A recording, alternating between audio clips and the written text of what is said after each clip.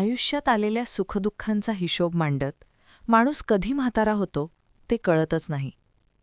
तरुणपण सगळ्या जबाबदाऱ्या पेलण्यात निघून जातं आणि शेवटी उरतात फक्त आठवणी. थोड्याफार फरकाने सगळेच जण आयुष्याच्या प्रत्येक चढउतारातून जातात आणि शेवटी एक टप्पा असा येतो वार्धक्याचा, जो कोणालाही टाळता येत नाही. पण तरीही जाणता अजाणता आपणच त्या वयोवृद्ध मनांना दुखावत जातो.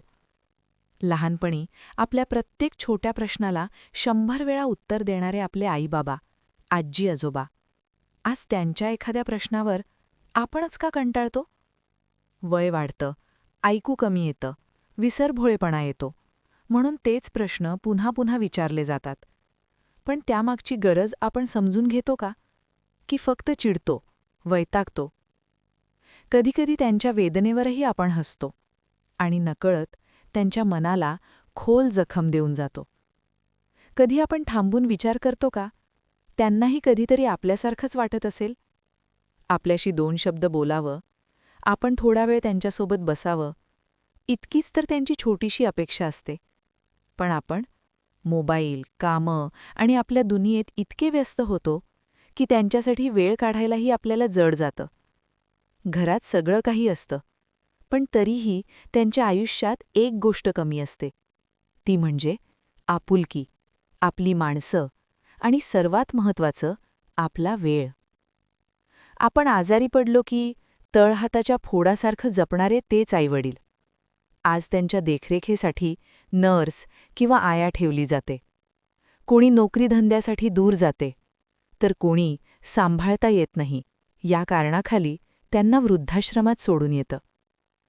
पैसा सगळं काही देऊ शकतो, पण आईवडिलांना लागणारी माया, जिव्हाळा तो फक्त आपणच देऊ शकतो.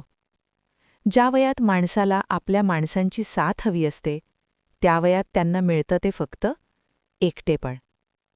ज्यांच्यासाठी त्यांनी रात्रंदिवस कष्ट केले, त्यांच्याकडूनच मिळतो निराशेचा अंधार. हातावर हात ठेवून देवाचं नाव घेत बसलेले ते आजोबा मनात कुठेतरी विचार करत नसतील ना, ज्याला बोट धरून चालायला शिकवलं तोच आज मला एकटं सोडून गेला. थोडा वेळ थांबा आणि स्वतःलाच एक प्रश्न विचारा. उद्या जेव्हा आपण या वयात पोहोचू, तेव्हा आपल्या वाटेला काय येईल? कारण आज आपण जे पेरतोय तेच उद्या आपल्याला परत मिळणार आहे. म्हणून अजून वेळ गेलेली नाही.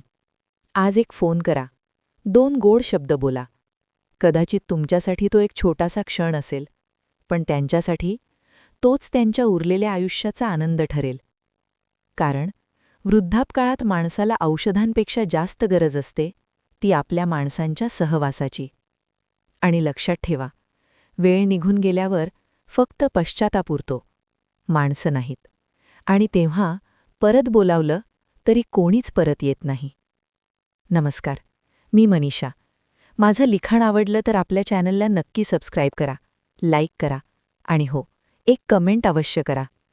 पुन्हा भेटू मनातले शब्द घेऊन. शेवटपर्यंत थांबलात त्यासाठी धन्यवाद.